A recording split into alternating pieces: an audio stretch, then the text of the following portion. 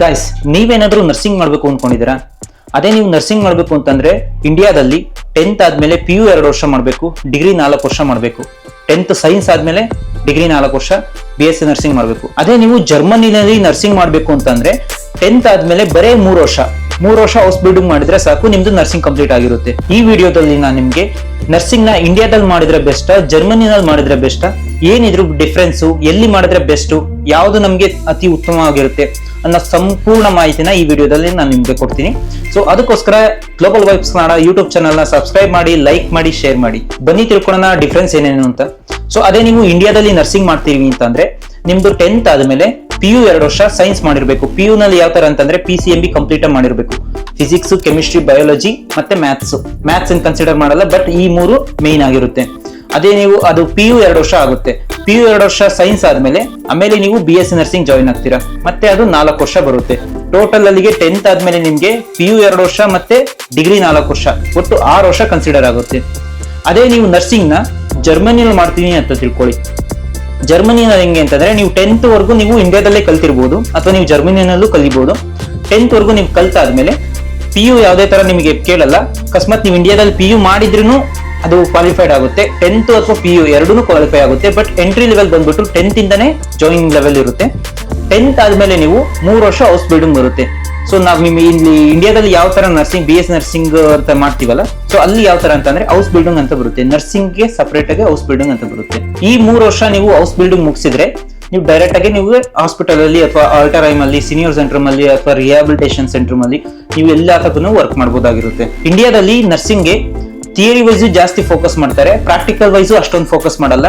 ಅದೇ ನೀವು ಜರ್ಮನಿನಲ್ಲಿ ನರ್ಸಿಂಗ್ ಮಾಡ್ತಿದ್ದೀರಾ ಅಂತಂದ್ರೆ 70% ಪ್ರಾಕ್ಟಿಕಲ್ ಗೆ ಫೋಕಸ್ ಮಾಡ್ತಾರೆ, ಮತ್ತೆ ಇನ್ನೊಂದು 30% ನಿಮ್ಗೆ ಥಿಯರಿ ನಾಲೆಡ್ಜ್ ಕೊಡ್ತಾ ಹೋಗ್ತಾರೆ. ಅದು ಹಾಸ್ಪಿಟಲ್ ನಲ್ಲೇ ನಿಮ್ಗೆ 2 ನಾಲೆಡ್ಜ್ ನ ಕೊಡ್ತಾ ಹೋಗ್ತಾರೆ.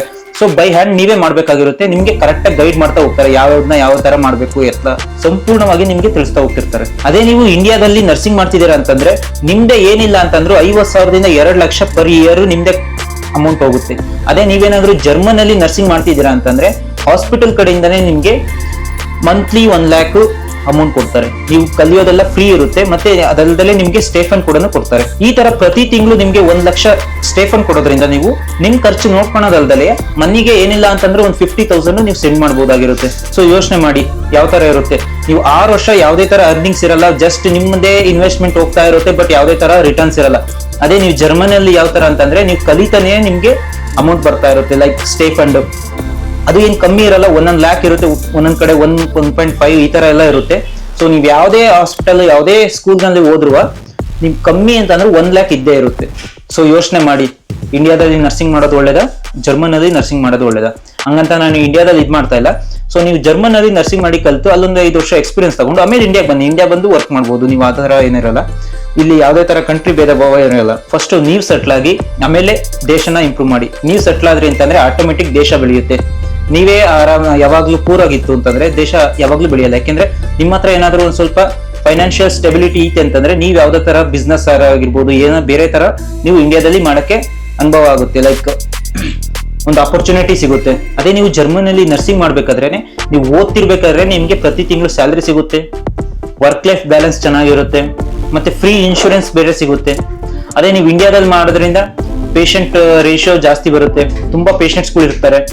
ಅದಲ್ಲದೆ ಓವರ್ ಟೈಮ್ ಇವೆಲ್ಲ ಮಾಡ್ಬೇಕಾಗಿರುತ್ತೆ. ಮತ್ತೆ ಓವರ್ ಟೈಮ್ ಮಾಡಿದಾಗ ಅವಾಗ ನಿಮ್ಗೆ ಎಕ್ಸ್ಟ್ರಾ ಅಮೌಂಟ್ ಬರೋದು ಡೌಟ್ ಆಗಿರುತ್ತೆ ಇಂಡಿಯಾದಲ್ಲಿ. ಆದ್ರೆ ಜರ್ಮನಿನ ಆತರ ಅಲ್ಲ. ನೀವೇನಾದ್ರು ಓವರ್ ಟೈಮ್ ಮಾಡಿದ್ರಿ ಅಂತಂದ್ರೆ ಅವಾಗ ಅಮೌಂಟ್ ಇನ್ನೂ ಜಾಸ್ತಿ ಬರುತ್ತೆ. ಅದೇ ನೀವು ಇಂಡಿಯಾದಲ್ಲಿ ನರ್ಸಿಂಗ್ ಮಾಡ್ಬೇಕಾದ್ರೆ ನಿಮ್ದು ಏನು ನರ್ಸಿಂಗ್ ಪೀರಿಯಡ್ 4 ವರ್ಷ ಇರುತ್ತಲ್ಲ ಡಿಗ್ರಿ, ಅದನ್ನ ಎಕ್ಸ್ಪೀರಿಯನ್ಸ್ ಆಗಿ ಕೌಂಟ್ ಮಾಡಲ್ಲ. ಅದು just college wise professional period ಅಂತ ಕನ್ಸಿಡರ್ ಮಾಡ್ತಾರೆ. ಅದರಿಂದ ನಿಮ್ಗೆ ಯಾವುದೇ ತರ ಜಾಬ್ ಸಿಗಲ್ಲ, ಯಾಕೆಂದ್ರೆ ನಿಮ್ನ ಫ್ರೆಶರ್ ಆಗಿ ಅಂತಾನೆ ಕನ್ಸಿಡರ್ ಮಾಡ್ತಿರ್ತಾರೆ. ಅದೇ ನೀವು ಜರ್ಮನಿಯಲ್ಲಿ ನರ್ಸಿಂಗ್ ಮಾಡೋದ್ರಿಂದ ಏನಾಗುತ್ತಪ್ಪ ಅಂತಂದ್ರೆ, ಸೊ ನೀವು 3 year ಏನ್ ವರ್ಕ್ ಮಾಡಿರ್ತಿರಲ್ಲ, ಲೈಕ್ ಎಜುಕೇಶನ್ ಕಲಿತಾ ಇರ್ತಿರಲ್ಲ, ಅದು ಕೂಡ ನಿಮ್ದು ಎಕ್ಸ್ಪೀರಿಯನ್ಸ್ ಆಗಿ ಕೌಂಟ್ ಆಗಿರುತ್ತೆ. ಸೊ ನಾವು ವರ್ಕ್ ಮಾಡ್ಬೇಕಾದ್ರೆ ನಮ್ಮ ಏಜಿನರು ಅಲ್ಲಿ ಕೊಲೀಗ್ಸ್ ಎಲ್ಲ ಇರ್ತಾರೆ. ಸೊ ನಮ್ಮ ಏಜ್ ಕೊಲೀಗ್ಸ್ ಎಲ್ಲ ಇರ್ತಾರೆ. ಸೊ ಅವ್ರನ್ನ ನಾವು ಕೇಳಿದಾಗ ಯಾವ ತರಪ್ಪ ಅಂತಂದ್ರೆ ಅವ್ರಿಗೆ 6 to 7 years ವರ್ಕ್ ಎಕ್ಸ್ಪೀರಿಯನ್ಸ್ ಐತೆ. ಬಟ್ ನಮಗಿನ್ನು ನಾವು ಜಸ್ಟ್ ಎಂಟರ್ ಆಗಿದೀವಿ. ಏನಕ್ಕೆ ಅಂತಂದ್ರೆ ನಾವಿಲ್ಲಿ ಡಿಗ್ರಿ ಮುಗಿಸಿ ಲ್ಯಾಂಗ್ವೇಜ್ ಕಲಿತು ನಾವು ಅಲ್ಲಿ ಹೋಗೋಷ್ಟೊತ್ತಿಗೆ ಜಸ್ಟ್ 1 year ಎಕ್ಸ್ಪೀರಿಯನ್ಸ್ ಆಗಿರುತ್ತೆ. ಬಟ್ ಅವರಿಗೆ ಯಾವ ತರ ಅಂತ ಅಂದ್ರೆ ಅವರು ಡಿಗ್ರಿ 3 ವರ್ಷ 10th ಆದ್ಮೇಲೆ ಡಿಗ್ರಿ 3 ವರ್ಷ ಮಾಡಿರ್ತಾರೆ, ಅಲ್ಲಿ 3 ವರ್ಷ ಎಕ್ಸ್ಪೀರಿಯನ್ಸ್ ಸಿಕ್ತು. 3 years ಆದ ತಕ್ಷಣ ಅವ್ರು ನಮ್ಮ ಏಜಿಗೆ ಬರೋ ಅಷ್ಟೊತ್ತಿಗೆ ಅಲ್ಲಿ ಮತ್ತೆ 3 to ಮತ್ತೆ 4 years. ಸೊ ಡಿಗ್ರಿ 3 ವರ್ಷ ಮಾಡ್ಕೊಂಡಿರ್ತಾರೆ, ಅವ್ರ ಎಕ್ಸ್ಪೀರಿಯನ್ಸ್ 3 years ಅಂತ ಕೌಂಟ್ ಆಗುತ್ತೆ. ಅದಾದ್ಮೇಲೆ ಮತ್ತೆ ನಮ್ಮ ಏಜಿಗೆ ಬರೋಷ್ಟೊತ್ತಿಗೆ ಅವರು 4 ವರ್ಷ ಎಕ್ಸ್ಪೀರಿಯನ್ಸ್ ಆಗಿರುತ್ತೆ. ಸೊ ನೀವು ಡಿಗ್ರಿ ಮುಗಿಸಿ ನೀವು ಜಾಬಿಗೆ ಹೋಗೋ ಅಷ್ಟೊತ್ತಿಗೆ ಅವ್ರಿಗೆ 6 to 7 years ಎಕ್ಸ್ಪೀರಿಯನ್ಸ್ ಸಿಕ್ಕಿರುತ್ತೆ. ನೀವಿನ್ನು ಅವಾಗಿನ್ನು ಫ್ರೆಶರ್ ಆಗಿ ಹೋಗಿರ್ತೀರಾ. 6 to 7 years ಅಂತಂದ್ರೆ ಅವ್ರಿಗೆ ನಿಯರ್ಲಿ 2 to 3 lakhs ಹೈಕಿಂಗ್ ಆಗಿರುತ್ತೆ ಸ್ಯಾಲರಿಲಿ. ಸೊ ನೀವೇನಾದ್ರೂ ಜರ್ಮನ್ ಅಲ್ಲಿ ನರ್ಸಿಂಗ್ ಮಾಡಬೇಕು ಅನ್ಕೊಂಡಿದ್ರೆ global vibes Kannada YouTube channel ಮತ್ತೆ ಇನ್ಸ್ಟಾಗ್ರಾಮ್ ಪೇಜ್ ನ ಫಾಲೋ ಮಾಡಿ. ಮತ್ತೆ ಇನ್ಸ್ಟಾಗ್ರಾಮ್ ಪೇಜ್ ನಲ್ಲಿ ಲಿಂಕ್ ಅಂತ ಕಮೆಂಟ್ ಮಾಡಿ, ನಾನು ನಿಮ್ಗೆ ಡೈರೆಕ್ಟ್ ಲಿಂಕ್ ಕಳಿಸ್ತೀನಿ. ಅಂದ್ರೆ ಯಾವ ತರ ಯೂನಿವರ್ಸಿಟಿಗೆ ಜಾಯಿನ್ ಆಗೋದು, ಎಲ್ಲಿ ಯಾವ ತರ ಪ್ರೋಸೆಸ್ ಆಗುತ್ತೆ ಅದಕ್ಕೆ ಸಂಪೂರ್ಣ ಮಾಹಿತಿನ ನಾನು ಲಿಂಕ್ ಅಲ್ಲಿ ನಾನು ನಿಮ್ಗೆ ಅಟ್ಯಾಚ್ ಮಾಡ್ತೀನಿ. ಸೊ ಲಿಂಕ್ ಅಂತ ಕಮೆಂಟ್ ಮಾಡಿ, ನಿಮ್ಗೆ ಡೈರೆಕ್ಟ್ ಆಗಿ DM ಬರುತ್ತೆ. ಸೊ ಇದೇ ತರ ಹೆಚ್ಚಿನ ವಿಡಿಯೋಸ್ಗಾಗಿ global vibes Kannada YouTube channel ನ ಸಬ್ಸ್ಕ್ರೈಬ್ ಮಾಡಿ, ಲೈಕ್ ಮಾಡಿ, ಶೇರ್ ಮಾಡಿ, ಮತ್ತೆ ಬೆಲ್ ಐಕಾನ್ ಕ್ಲಿಕ್ ಮಾಡಿ. So until then, see you in next video. Thank you guys.